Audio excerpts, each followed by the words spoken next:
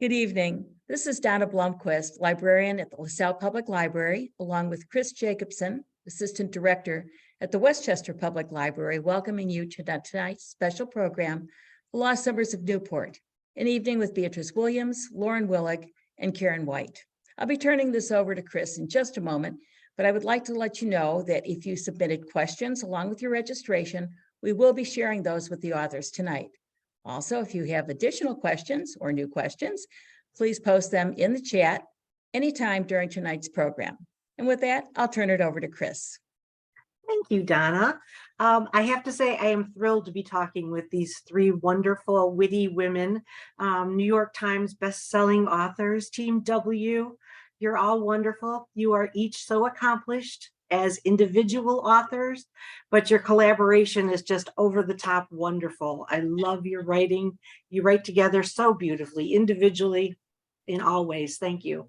For those of you who do not know their prior books, they are The Forgotten Room from 2016, The Glass Ocean, 2019, and then 2 years ago, All the Ways We Said Goodbye, a novel of the Ritz, Paris. So romantic. But tonight we will be talking about their bestseller, the latest bestseller, The Lost Summers of Newport. Oh, I think that went fun. There we go. The Lost Summers of Newport. And I want to introduce to you now the Team W. We have Beatriz Williams, Lauren Willig, and Karen White. Honestly, the three of you kind of sound like a law firm, you know, Williams, Willig, and White. The point has been made. Yes. And I know that among you there are lawyers. So, but Beatriz Williams is the best-selling author of 13 novels, including her Last Flight and The Summer Wives. She is a graduate of Stanford University with an MBA from Columbia.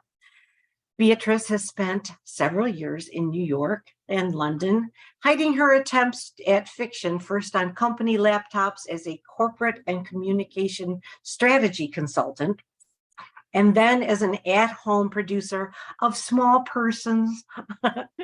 Very sweet. She now lives with her husband and 4 children near the Connecticut shore, where she divides her time between writing and laundry. Boy, do I get that. I have 4 kids too. Lauren Willig is a New York Times and USA Today bestseller of The Ashford Affair, That Summer, The Other Daughter, and The English Wife, as well as the Rita Award recipient for the Pink Carnation series. Nice job. An alumna of Yale University, she has a graduate degree in history from Harvard and a JD from Harvard Law School. What a slacker. Right? She lives in New York City, where she now writes full-time. And finally, I'd like to introduce to you Karen White, who is a New York Times and USA best-selling author of 25 novels, including 31, but who's counting? 31. Oh my gosh, where did I get my info? How old is that? She wrote another 2 in the past 10 minutes while you were right? I'm not surprised. You are also prolific. So Karen is currently writing something she calls Grit-Lit, Southern women's fiction, and she's expanded her horizons into writing mystery series, which is set in Charleston, South Carolina. When Karen is not writing, she spends her time reading, scrapbooking, playing piano, and avoiding cooking. Thank you.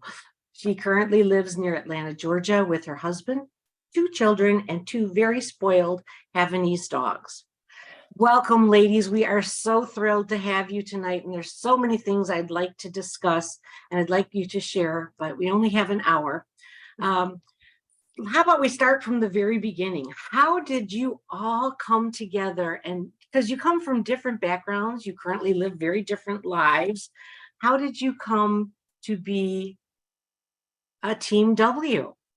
Well, it's the old story. 3 authors walk into a bar. Which is actually true. This is indeed how it happened. We were at a writers' conference. Okay. This was the summer of 2012, and I can pin it down. It was, I guess it must have been the end of July of 2012. And I know this because it was the summer that my first book came out. And like most debut authors, I was convinced that it was going to be a massive bestseller and get made into a movie. And, my life was going to be a dream from then on. And of course, reality, hit me very quickly when I walked into the airport bookstore for my first event. I was very excited. I had been told by certain authors in the business that you should go into bookstores and sign their stock so they can't return the books to the publisher unsold.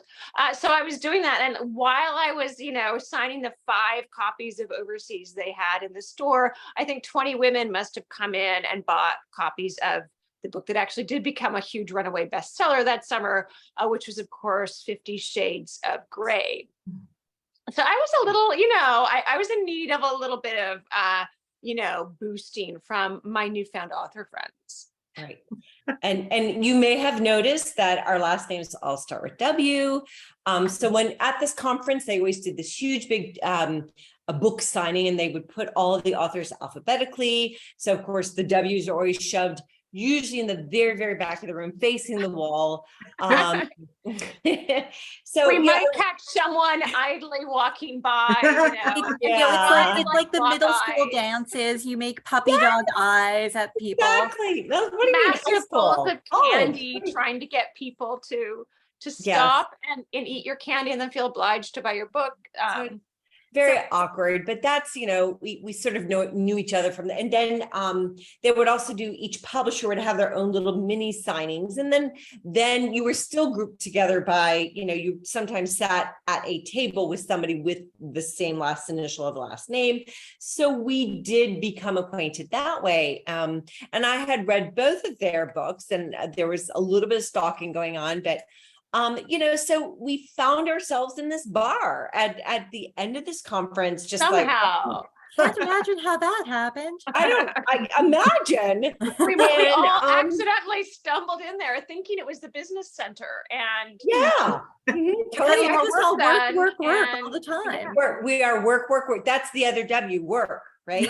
Work. I thought it was wine.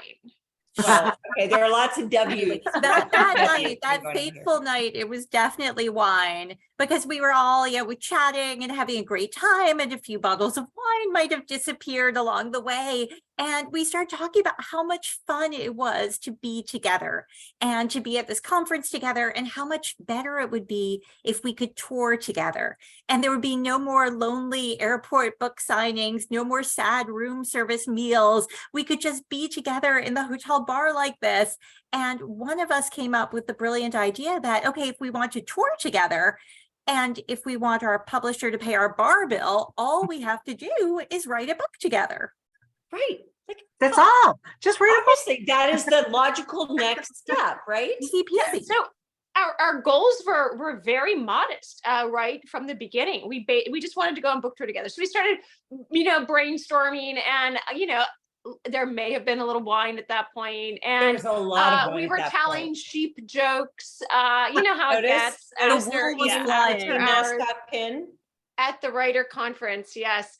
And so one of us came up with the idea, well, we could do an anthology set in Scotland. I mean, Scotland's like a surefire winner, right? Everyone loves Scotland. Men in kilts. And, like a cross between 50 Shades of Grey and, and Outlander, right? I mean, how could it go wrong? And we came up with the best title. We were going to call it 50 Shades of Plaid. Right? Like, how could that go wrong? I just see it shooting right to the top of the New York Times list, like without even people reading the book, just from that. Yeah, they're just gonna all buy it. So we stumble out of the bar, and who should be walking up to the elevators at that exact second? My editor, my longtime editor, who at that point I'd had for at least 10 years, who, by the way, does not drink either caffeine, or I don't know how. Lives on, I think, water and carrot sticks or something. She's very virtuous. Her skin has a glow. It Yeah. does, it does. And she sort of, we were like so excited about our idea, and I was so excited that we ran into her. And so of course, like, oh my gosh, we were going to write a book together, and it's going to be called 50 Shades of Plaid, and just pull out your contract now. We are ready to sign. And she had a different reaction, unfortunately. Yes, Yeah. there's this kindergarten teacher voice that editors use with unruly authors. And so she took a step back away from the alcohol fumes and said very gently, why don't you all go upstairs, have a nice glass of water, take some aspirin, you'll feel better in the morning. And then she scurried into the next elevator as quickly as Right, she just could. like getting Yeah. away from You us. don't want to share an elevator with us. So, And it so was when we not did wake entirely- up. Yeah. Yeah. Wait, it was a wasn't the next while morning. later. It was. Yeah, we did a not little- actually feel We didn't that feel much better. better. Yeah, Yeah. we were not feeling better, but we were a little sheepish. Well, we were woolly sheepish. Woolly Woolly, sheepish. Yeah. Yeah. And we kind of filed that away under embarrassing incidents we shall never mention again until, it got to be kind of winter time and very dreary. I think, Karen, it got down to like the 60s where It you did, were. because Yeah. I don't do winter. Karen does I don't not do like the anything below. cold. Anything below 60 is freezing. I mean, I call it freezing. And, poor Beatrice, who lives in Connecticut, it's like, Karen, it literally is below freezing here. I'm like, I don't care. It's all the same. Anything below All 60. the same. Her So- blood just starts to crystallize. I can't even with very it. easily. So So we're all very Yeah. cold. It We're was all a very very cold. cold, snowy winter, and I was locked at home with a newborn for most of that winter while snowstorms racked New York. yes. Yes. And we started thinking this was maybe not such a bad idea to have an excuse to all get on an airplane and tour book tour in like Florida or somewhere, or Texas or California or somewhere really kind of, warm, Arizona. And so we thought, well, what about that book idea? And then Karen was like, well, I actually kind of have this idea. And it was, and the three of us, we're all familiar with writing the multi-timeline stories, where there's sort of the time slip going on and there's a connection either through a character or an event or a house or something. And I've just been kind of really the barest idea of like three women somehow connected to this single building. Mhm.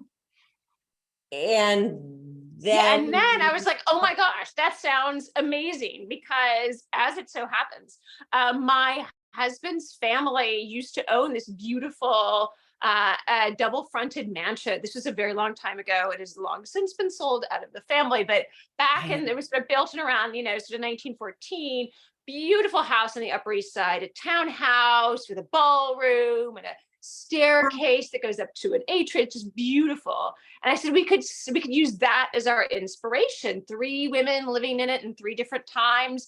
One of us, with a forgotten room at the top of the house. Forgotten room. We at were the top. all so excited by this idea that Karen came all the way up from Georgia. Beatrice took the train down from Connecticut, and I walked the whole 10 blocks from my apartment. And we met up Did I together. mention it was freezing? It was New York City. It was March. I was freezing.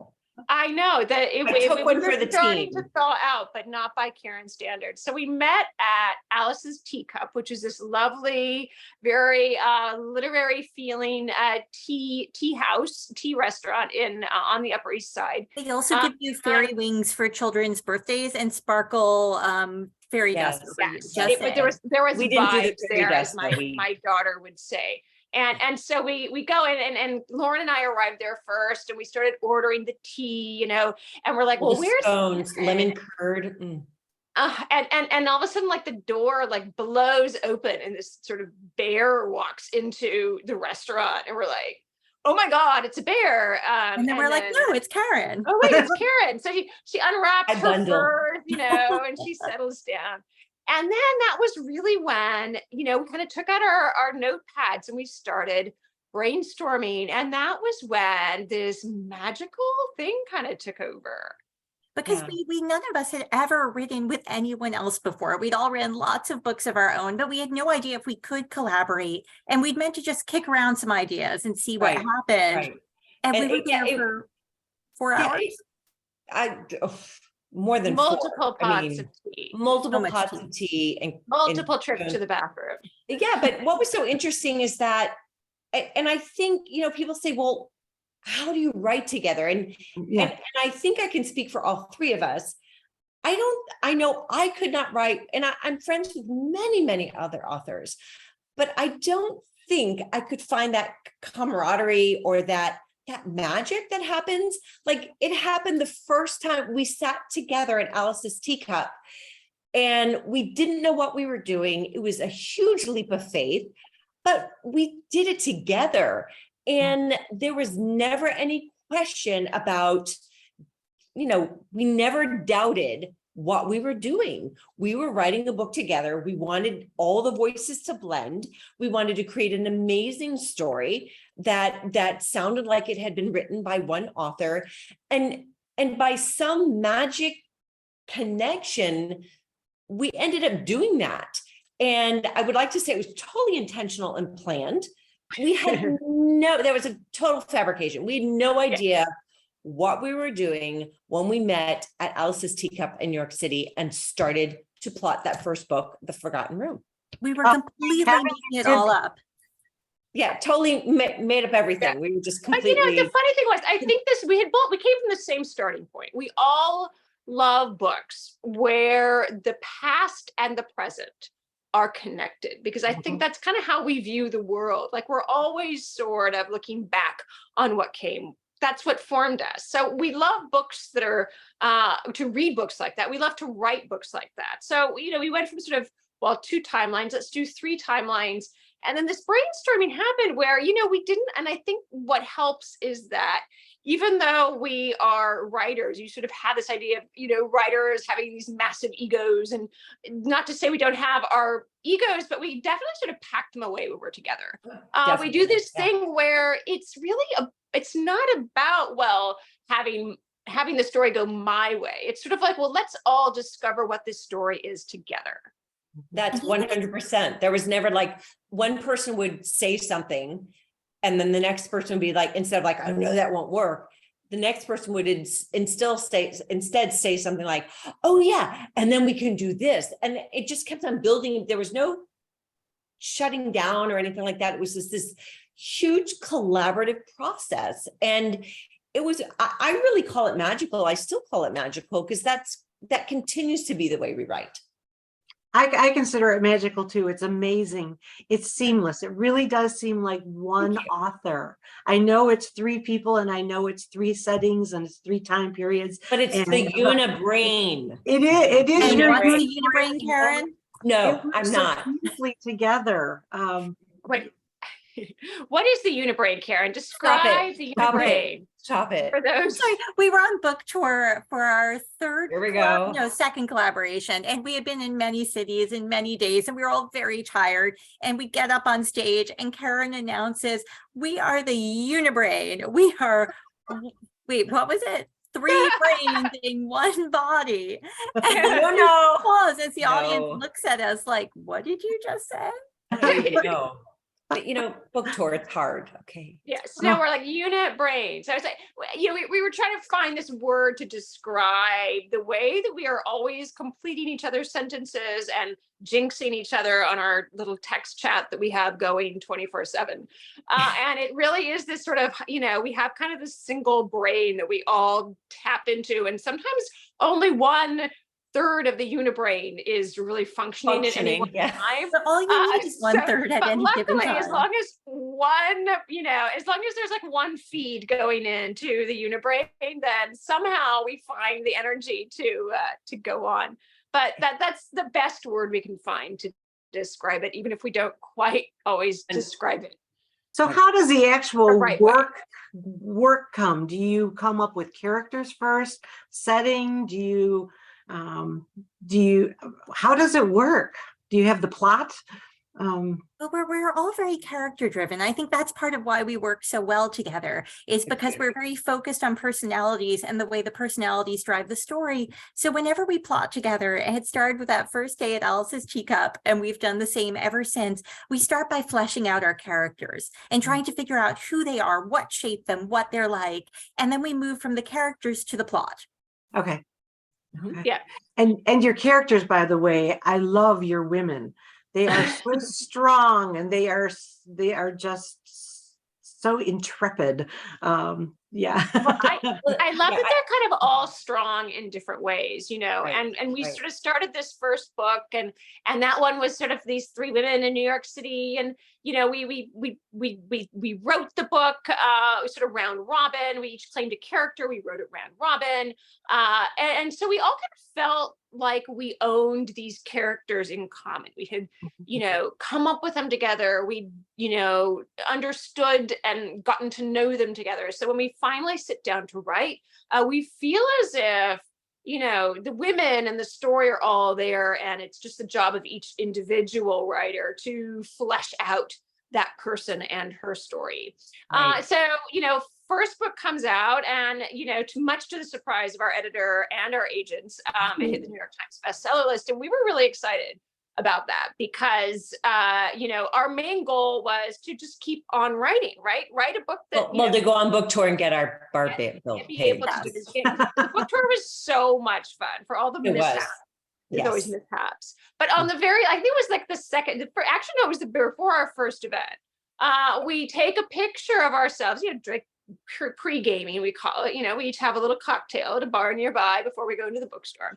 And we, snapped a photo. Old time's and sake. like we broke the internet with this, just the three of us with our cocktails. And so the next day, our publicist was like, wow, you guys need to keep posting those photos of you drinking together, because those are the ones that really get all the, engagement with your readers. And we're like, so I think that means you're paying our bar bill. Yes. Is that what I'm hearing here? And Goal achieved. Yeah. goal achieved. Like, we wrote the book, we got on a book tour together, and we got our publisher to pay our bar bill. So, and finally, best of all, we got to write more books because it did well enough. So we wrote The Glass Ocean, which was set in the Lusitania, final voyage of Lusitania. We wrote All the Ways We Said Goodbye, set in the Paris Ritz during some tumultuous periods in French history. And then this book, The Lost Summers of Newport, which is set in, where? Yeah. Where is that? Good. Oh, There's it's somewhere in New Ireland, I believe. England. Yeah. Someplace with big old mansions. Yeah. Yeah. So, is it true that you three only know who write which character? This That is is a fact. It is That's true. so cool. In fact, The funny thing is, we did not initially intend to keep this a secret. We really thought with that first book that our styles are so distinct and our voices are so obvious that everyone would know immediately. But then when we sent in that first manuscript, Karen's under-caffeinated editor sent the wrong edits to the wrong authors. And we were very surprised that, and we thought, okay, she hasn't had any copy. And then the book went out into the world, and we started getting emails from people saying, okay, I think I know who you wrote because of XYZ. And most of the time people were wrong. Yeah. And we were The majority. thrilled by all of the this. time. Yeah. The only person who has ever correctly guessed all three of us for every single book, and actually very quickly within a few paragraphs of each chapter, is my husband. He's like, the W is for a guess, so he can tell like right away. But other than that, our editor, and we even switched editors to my longtime editor, and she, didn't get it right. So I don't know. It's really incredible because the three of us have such distinct voices. We do.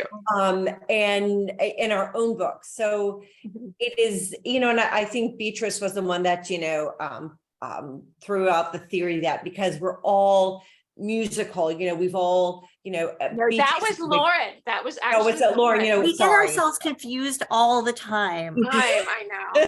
But so we all have that, the choir background or the music, the opera background, where it's not the individual voice, it's how the choir sort of blends into one voice. It truly is remarkable. But I have to say, this is the first time ever. So when we've been writing our current book that will be out in 2024, the one we are currently working on, this is the first time I had I've had a lot of distractions in my personal life. So I haven't been as attuned as I normally am. And I realized that I had forgotten which character Lauren and Beatrice were writing. I'd actually gotten them confused. And when I was reading those chapters written by, I was getting them wrong. Wow. So, because the way that they have blended, we write as the Unibrain, we don't write as Lauren, Karen, and Beatrice. And it confused me. And that to me, I'm like, okay, success, we've done it. And I We've think got it all. also we're also very much about voice, but it's not so much. And yes, we do have our distinct writing, authorial voices, I guess. But we're also very careful about, writing in the voice of the character. Mhm. And I think the book we're writing now, this is the first time we've written, I think here, I have thought of something we can say about the book that we're writing right now. Okay. Because we can't reveal too many details, but this is the first book in which all three characters are in the same time period and in the same place at the same time. Which is what I thought Karen was going to say a moment ago. Oh, okay, Yes. sorry. And I probably was. I just got distracted. But each of these three women have very distinct characters and very distinct backgrounds. True. So the difference in voice, and this is true, I think, of all the books, but the difference in voice isn't so much, oh, that's Beatrice, that's Karen, that's Lauren. It's really more, oh, that's this character, that's that character, that's that character. And when I'm reading them as the characters, not as the authors. Exactly. So maybe it's that you see me as that character and Lauren. Possibly, yeah, which is great. That's sort of our goal, right? We need to talk about Well, and this. because one thing we like to do is that, we very early on with the first book, we realized that here was a chance to get to write against type, because we all had our Yes. own little writing pigeonholes, and we all are known for writing certain sorts of books or certain sorts of eras or certain sorts of characters. But when we're writing under the one voice of the Unibrain, and no one knows which character we're picking, we can write whatever type of character we want.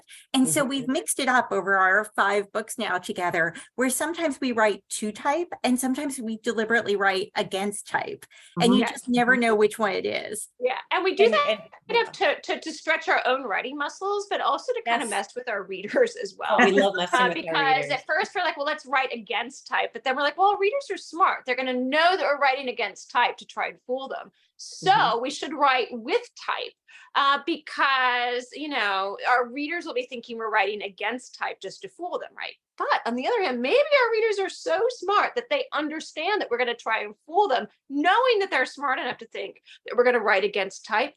So maybe we do write against type. So you see, it gets very Even I'm strategic. confused. Yeah, I You're have no right. idea. I'm very confused.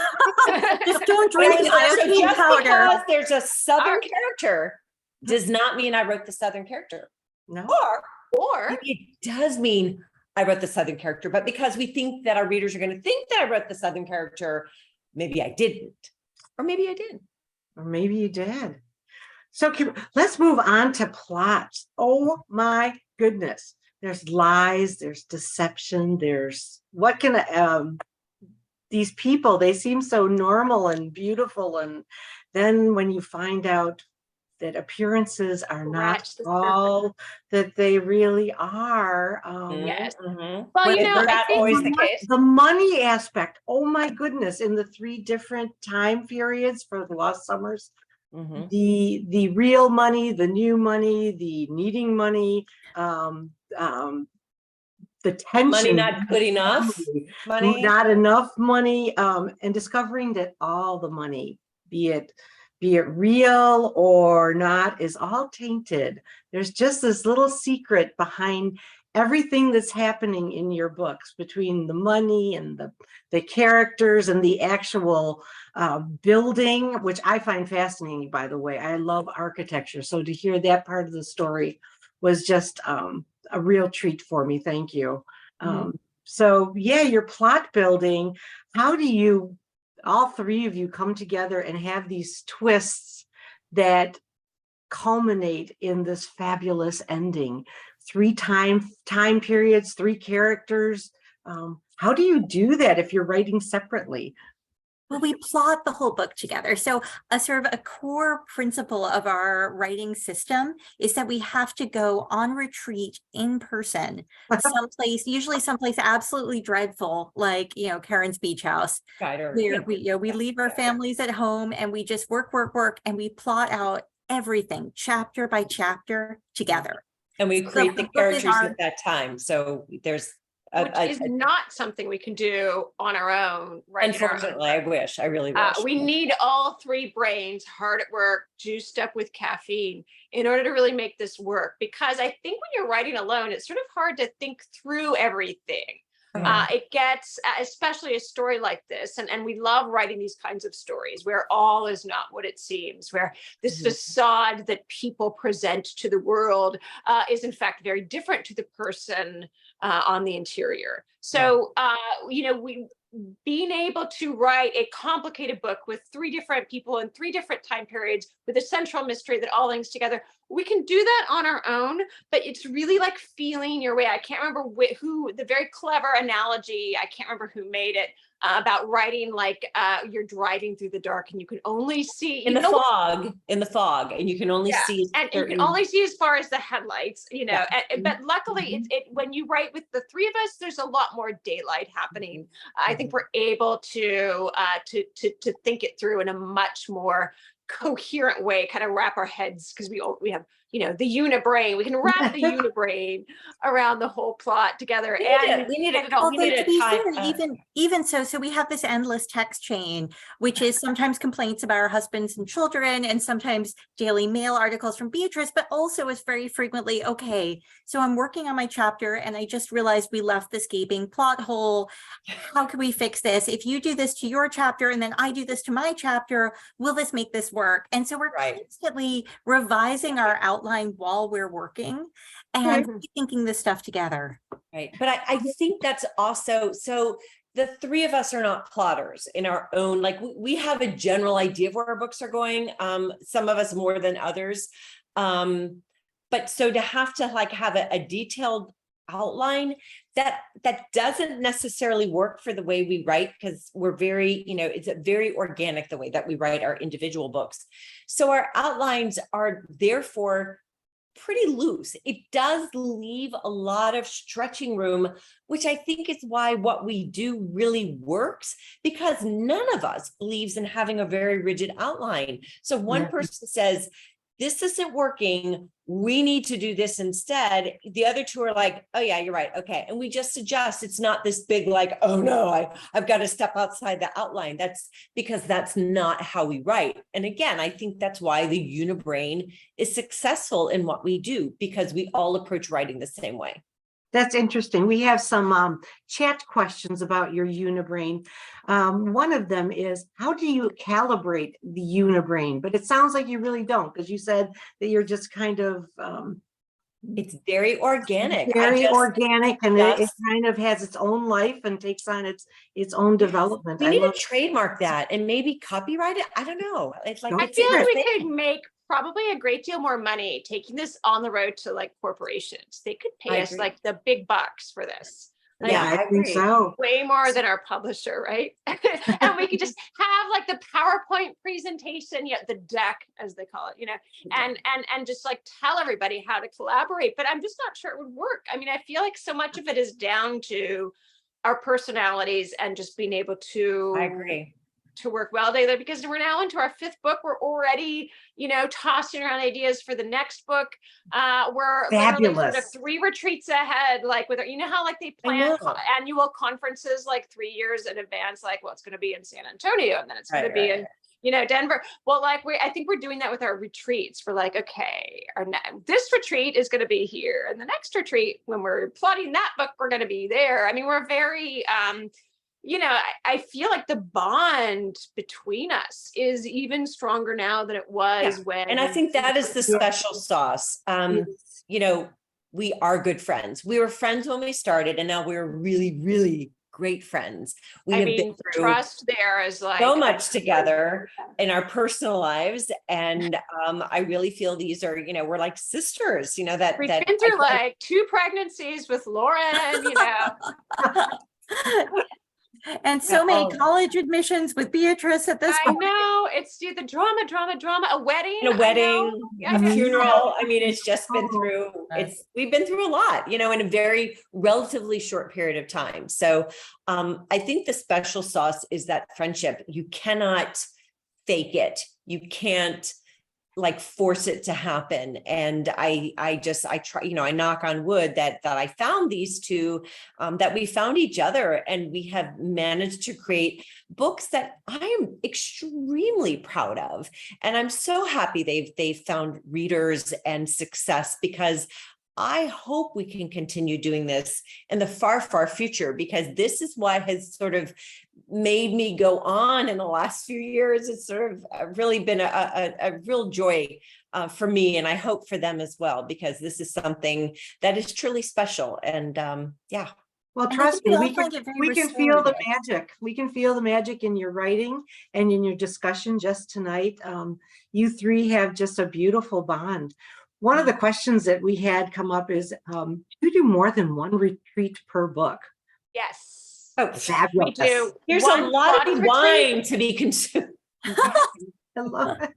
We do one plotting retreat in the beginning, and that's where we Okay. do, again, all this brainstorming, and then we plot everything out, and we develop this detailed outline. Then we go back to our individual houses and write the book.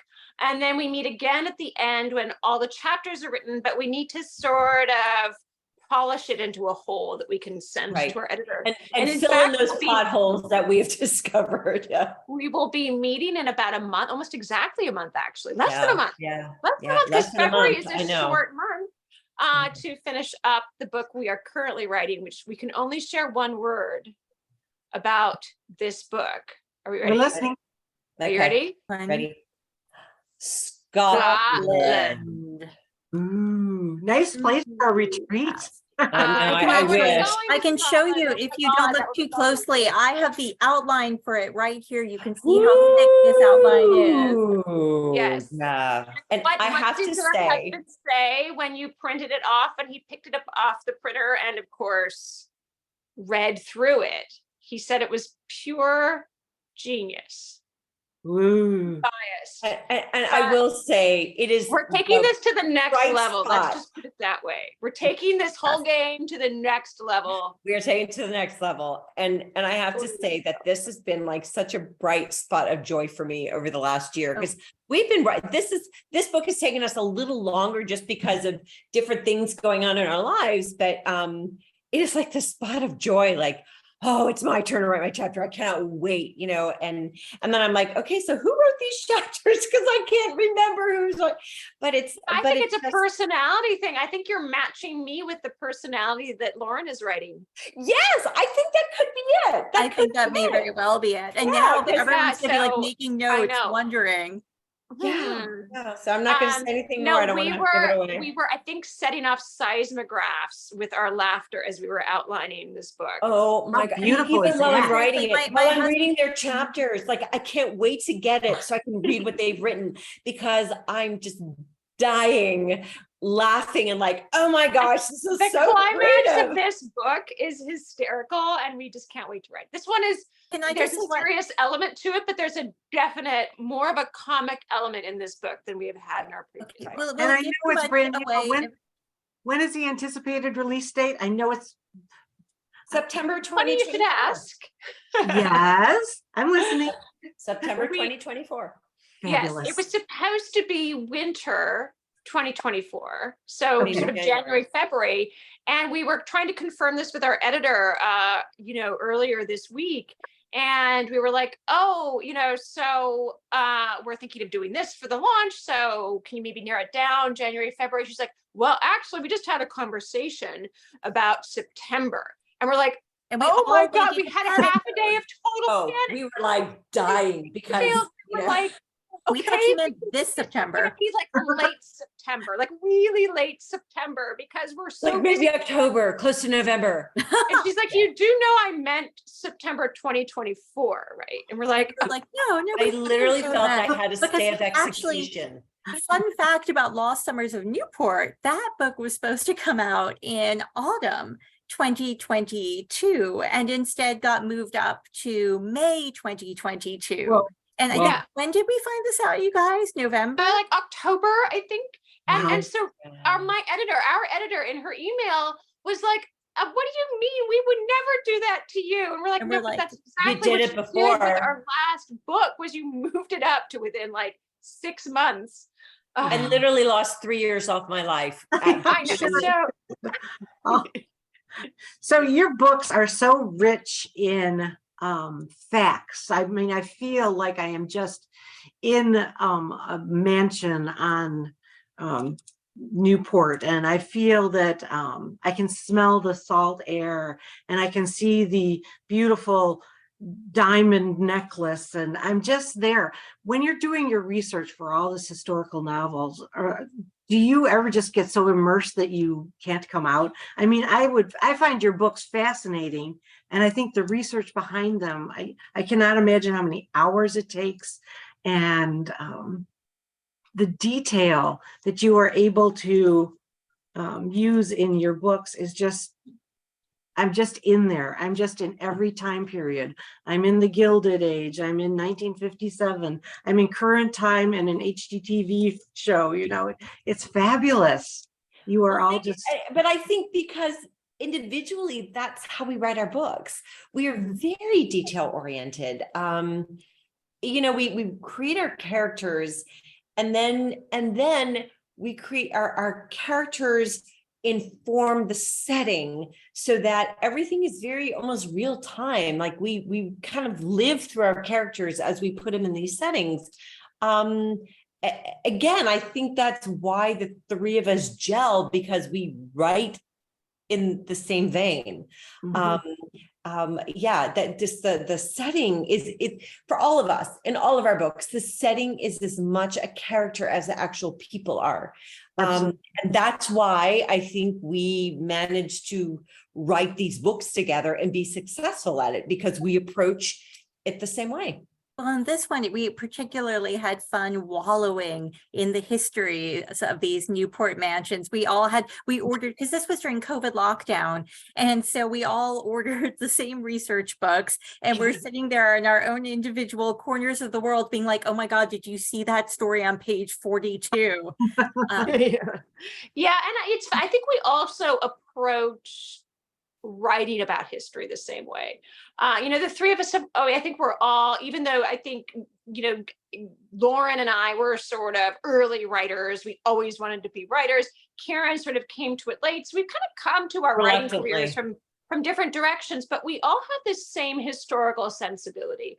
The three of us are, you know, we're sort of what we call history natives. You know, we have, from the time we were little, loved history, read about history, spent more time reading historical novels or novels that were written 100, 200 years ago than really the modern day. We feel more comfortable in some ways in that setting. So there are things that we just instinctively know, and it's not just about knowing what clothes they would have worn, or you know, what food would have been on the table, or the, you know, the types of materials used for, you know, the tableware.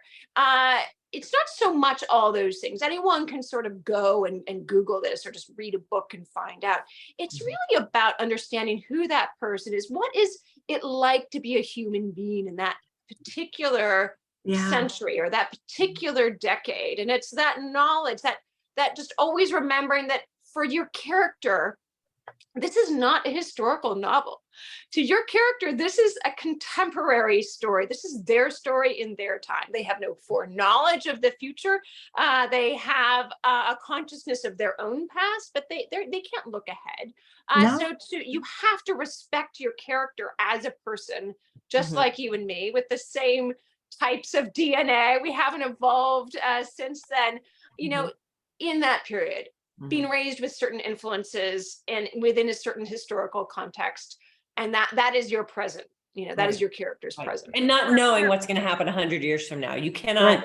You have to make sure that you are creating your character with that knowledge that they don't know what's going to happen in the next 100 years. Right. And we're all fascinated by the interaction of the universalities of human character, those things about people that remain the same with the specific mores of specific time periods, and how you can get the same character type, but that person's life will be very different depending on whether she's born in 14th century France, 19th century England, or, 21st century America. Mhm. Fascinating. So can we change topics? I have another question for you from our chat here. Oh, sorry, my lights go out here. Ooh, that's very spooky. I know it is. Karen, it's Trout Street. So how did you all, this is really going off any topic we've had so far. How did you all find your agents when you were first starting your careers as writers? Oh my gosh, do I even remember? Well, I guess for me, it was probably the most recent. So I'll start. I have only ever had one agent, Alexandra Machinist. She is now at officially at CAA, right, Lauren? Yes, they have merged. Because she was ICM and but I think it's now known as CAA. So when I wrote my first novel that was published, I do have early efforts that will never see the light of day. I sort of knew that this was the one. This was like, I'd finally sort of put it all together, and I'd found this compelling story, and I had the tools, I had developed the tools to turn that story idea into, a good, well-written novel. And I was very excited. And I was like, okay, if I'm going to be looking for an agent with this book that I really think is the one, I really want to make sure I find an agent who is the right agent, not just for this book, but for me. So I actually did a lot of research, and this was still just in the cusp of that period where you could get like the big agent directory book. And so I just Writer's put into Digest. that and like online. And I really wanted someone who was young, who was early on in her career, because I wanted to grow together, and I wanted to be really hungry. And I wanted someone with a law background because, contract law is pretty important. Wow, in this thought this business. out. I thought this I through was very like- carefully, Lauren.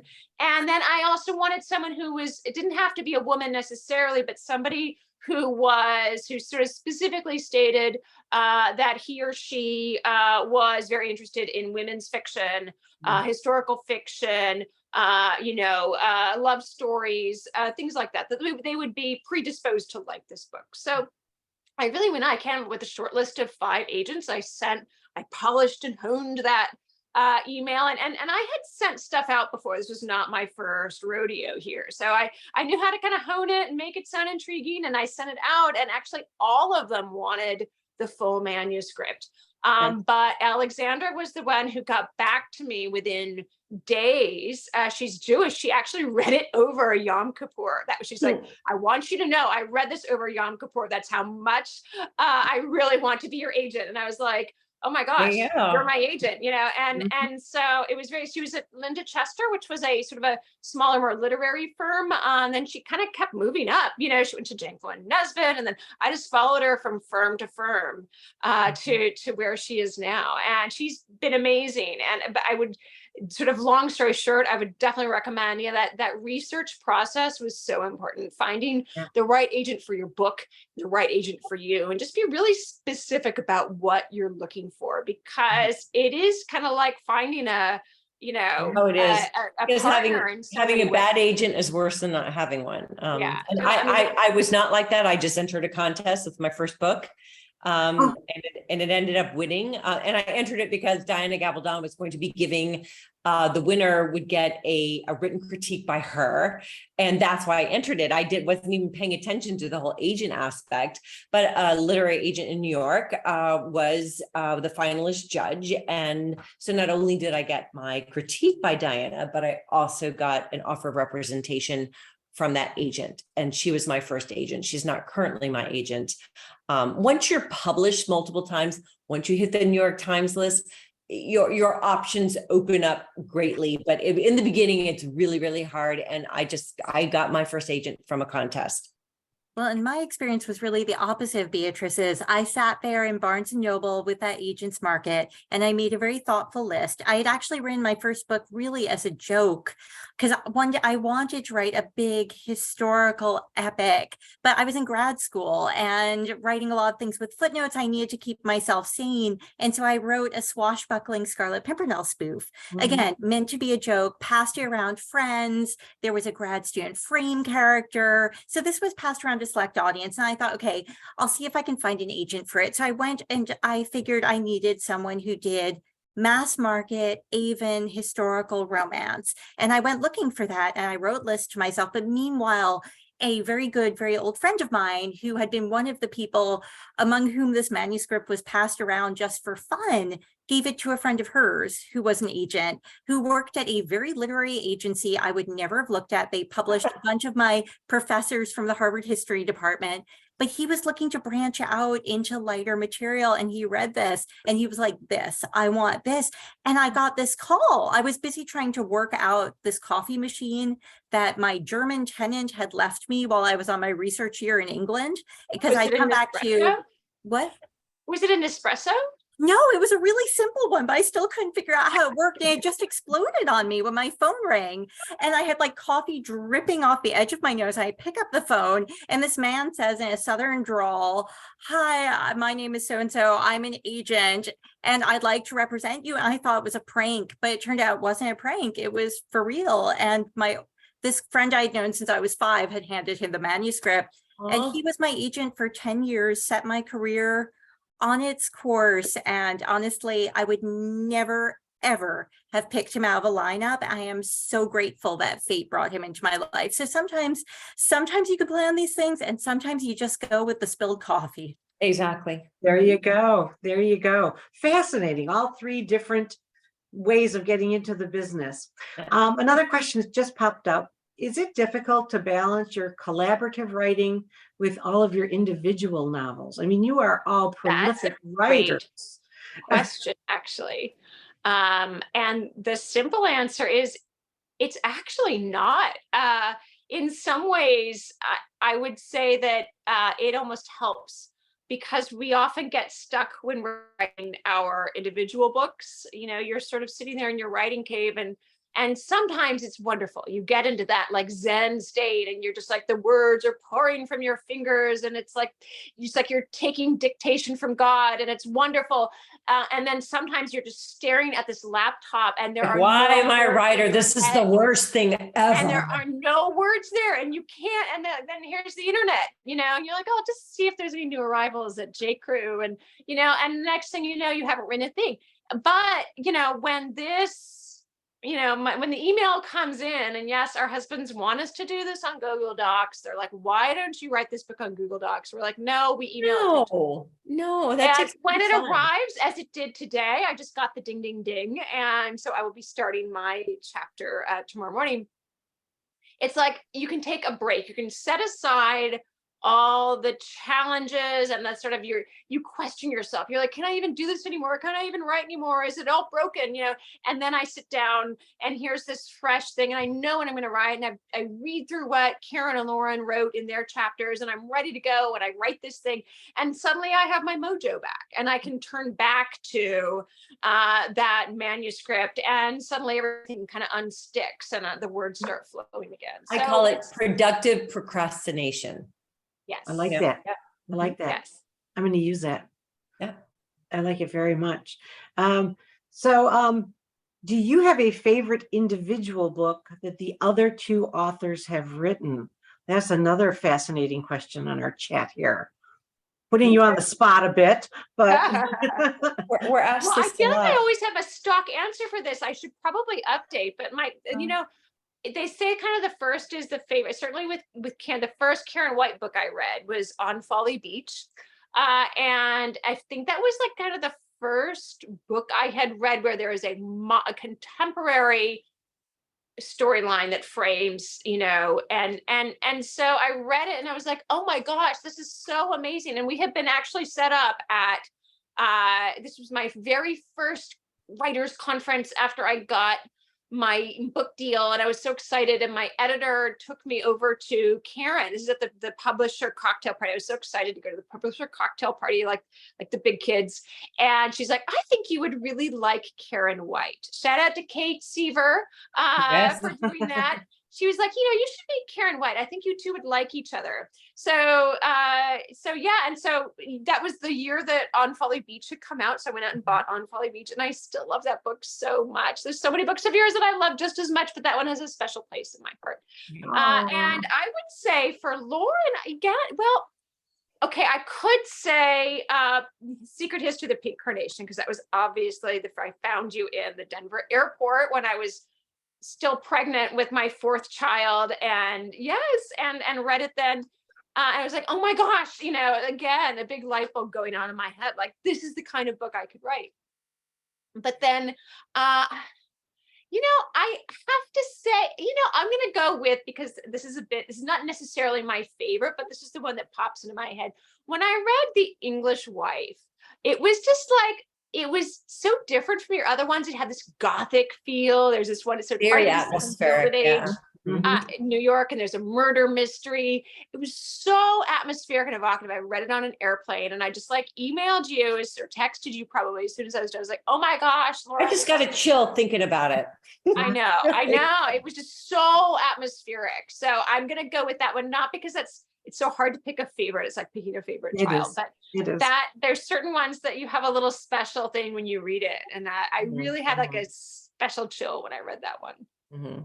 Nice. For me, I've changed. I used to always say The Pink Carnation for Lauren, but her Band of Sisters, I think, is my new favorite. That's true. Loved everything about that book. Loved everything about it.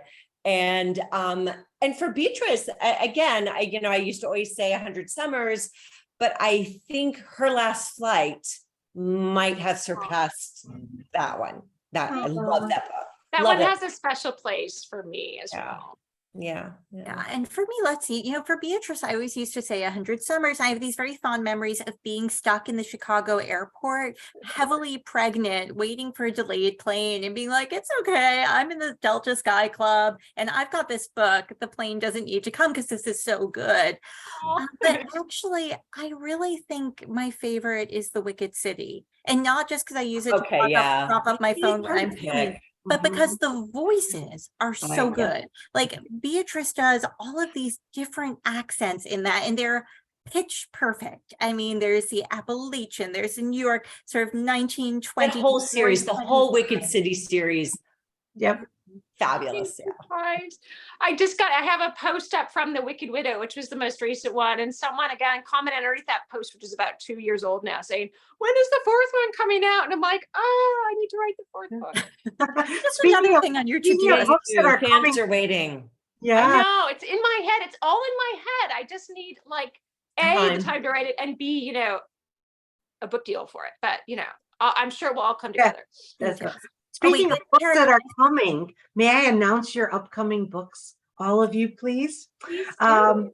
Yes, March 21st, I believe, is the release date for Lauren's new novel. It's called 2 Wars and a Wedding. And there's an interesting story about the title about that, I think.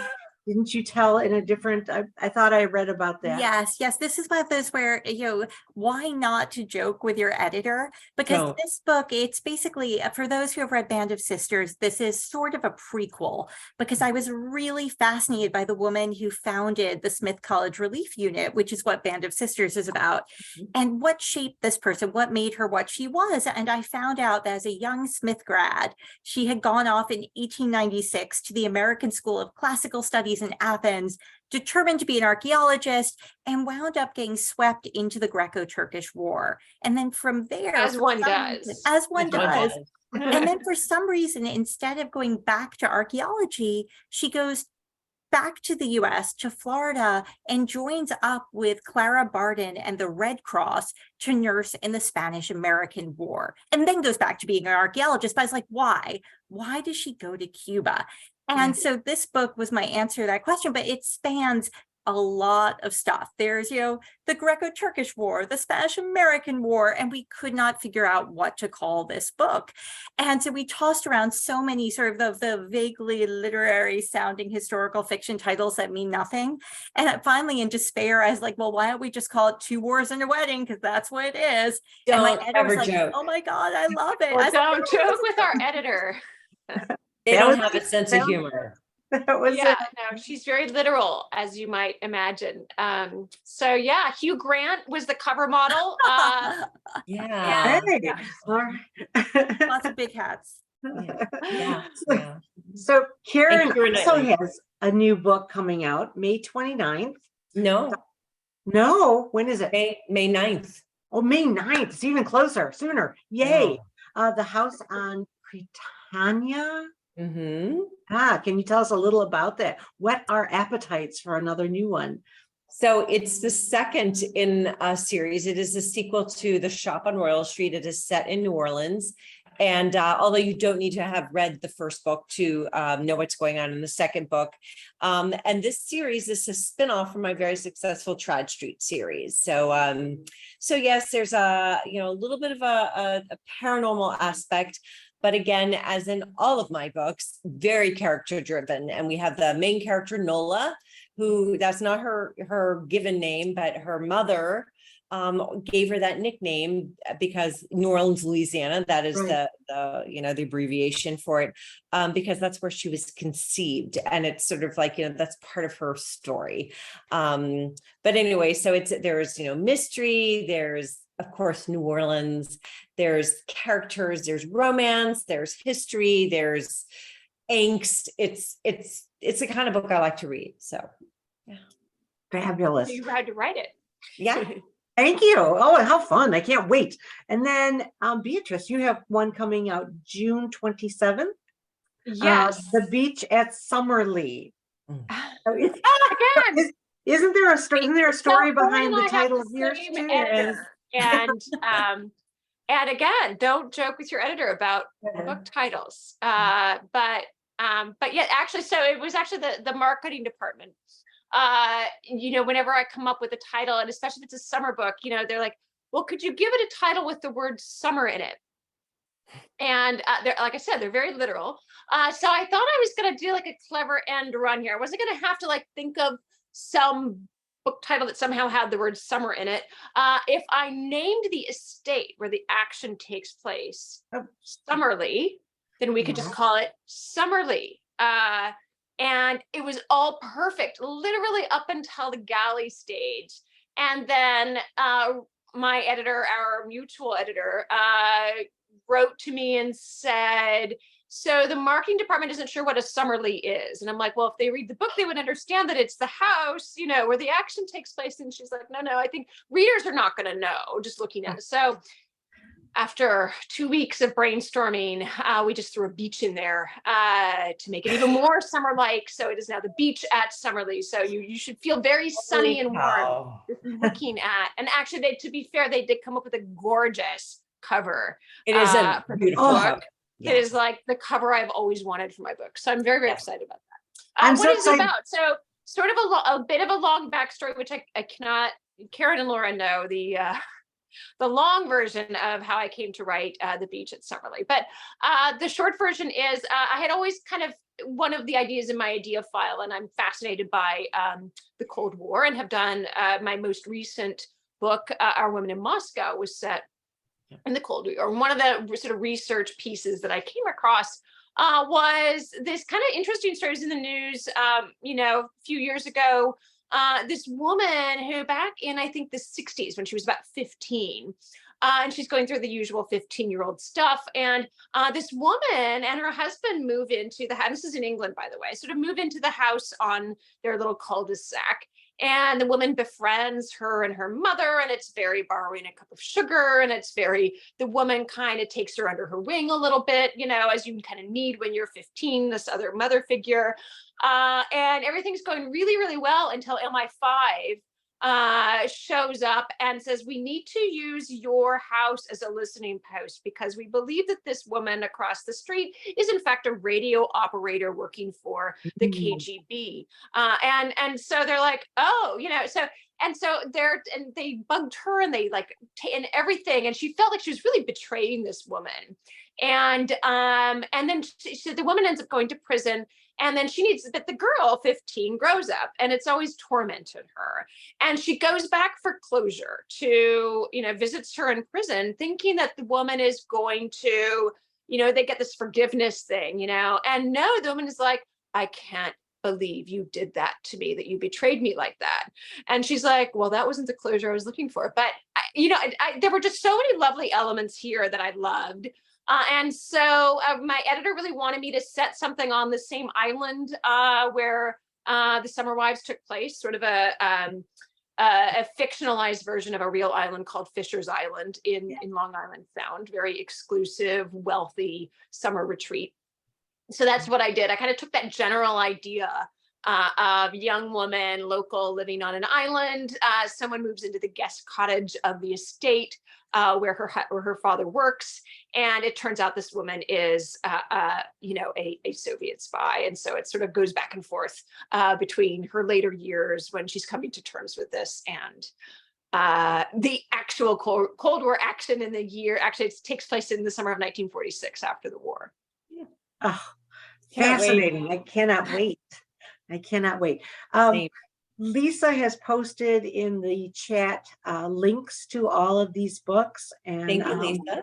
Yeah, and we would appreciate all of you out there in the audience to please support your local bookstores and buy these books at your bookstores. They are all fabulous. You women are all fabulous. So fascinating. Your backstories. I would love to be on a fly on the wall at one or two or all of your retreats. Of course, I have to be drinking wine, but that's okay. Is that a problem? Wine. Yeah, we've had this. We've actually. I have to say we've had this fly in the wall comment before. So one idea we're exploring for our upcoming book is doing a Team W weekend. Retreat, not just for us, but also for our readers, where we'll have basically a big weekend of W. Yes. So let me just tell you, because I'm better at this than the other two. I have a very active mailing list, and if you want to know, you want to be kept abreast of when that event will be, and it will be. Please visit my website, karen-white.com, and just click on join mailing list. Wow. Did you notice what she just did there? She just directed all our readers to sign up to her. I mean, you could go to theirs too, but I am better. I'm more frequent with my she's not wrong. We all have our own individual strengths. I think I'm the most active on Facebook and Instagram. Yes. Karen has the best website. And I'm not handling this. I think you have a better website, Beatrice. I do have a great website. I got these great local people to do it they don't do any other writer website. So it's not like a writer website. It's more like a normal person website. And it is a nice, I'm not, I've really taken a step back lately from social media. I'm sure those of you who follow me may have noticed this. I feel a little guilty because I should be doing more. But I don't know. It's just sort of, it's given me a little more headspace to focus on. It's very distracting, just for those of you who are wondering because I also disappeared for like the last 6 months, but now I have a book coming out, so I'm back on. There you go. And you have a wedding coming up. So no, the wedding already happened. Oh, the wedding already happened. So did the yes. All right. Yeah, life does go on, even though you're waiting on books. Oh my gosh. Donna, is it time for me to turn this over to you? Well, we are a little over our time here, although we could go on forever. We could keep going on. This is a regular feature of a W get together. I think it really is. And I'm looking forward to that retreat. And I'm going to follow all three of you. I mean, Yes. we already Yes, do. please do. Yes. And Yes. we're waiting for the invite. So, you Yeah. know, just So, send well, the us our retreat will way. happen. So our fan weekend will happen in conjunction with the launch of the next book. So look September for that in sort 2024. of So roughly don't book your September-ish vacations, 2024. y'all. Do not book vacations for September 24th because you will want to be coming Yes, to where you'll it's going to want be. We're gonna pick It will somewhere be amazing to go. It would be so fun. We're It'll gonna be hire the three of us in professionals. person. We're hiring professionals to organize this. Yes. it So, won't be- yeah. so there won't be the little bumps that might occur if, say, the three of us. It's like, wait, but every event's at a bar, you know, because that's if we set it up. So You know, We'll have it's other people scheduled, meet planning at, this. Like 10 a.m. meet at the bar, 11 a.m. meet at the bar. You know, yeah, no. So Well, it'll no, be 10 more a.m. fun is the than it. Starbucks. Yeah. Oh, that's yeah, true. Starbucks, and then back to the bar. There you Um, go. And then afternoon tea at the bar. Back to the bar. Right. Yeah. So yeah. Oh, Oh yes, I see that. Will there be a Scotland theme? Yes, Lynn, There will be. Yes. Yes. It will I be think all it's about fair the to say plaid. there will Trust be me. a sort of a murder mystery Scotland theme. Can I say that? Because I just Yes, did. I think we can. can say that. Right. yes. Yes, you can. Yes. So It's out did there we cover now. the- Who will be murdered and who done it? That think of a dinner mystery theater at a Scottish castle on steroids. With Plus lots of three of fun. us. Just So start by one of our readers will have to volunteer as tribute to be murdered. But But if you want know, to. Oh no, Lauren's frozen. Lauren, what were you saying? She's frozen. Oh no. Is it that cold? Frozen. Oh, You there she's froze. back. You're back. Now you're Lauren. back. Your screen froze. We thought, is it that cold in New York City? Did you have to turn the heating off? I guess I was just channeling Scotland.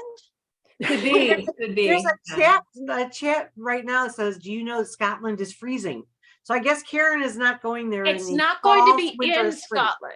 It's not going to be in Scotland. We will Scotland theme it, but I think it might be a little much to ask our readers to fly overseas. Right, but I mean, we- not I all agree. of our readers. I think a lot of our readers would be very game for that.